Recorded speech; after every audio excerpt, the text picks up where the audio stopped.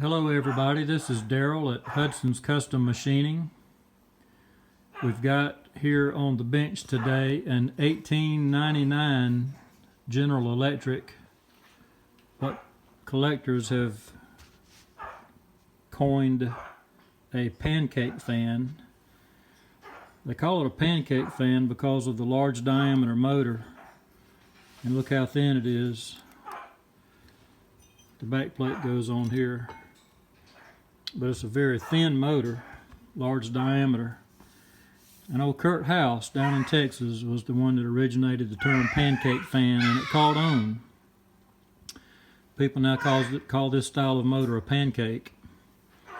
It's just got a single bearing inside of here. This is just the motor with the back plate removed, and we pull the rotor out. The rotor goes up in there like that. This one needs a new shaft. You can see how badly worn that shaft is there. So we're going to make a new shaft for the rotor, and we're going to put a new bearing in there.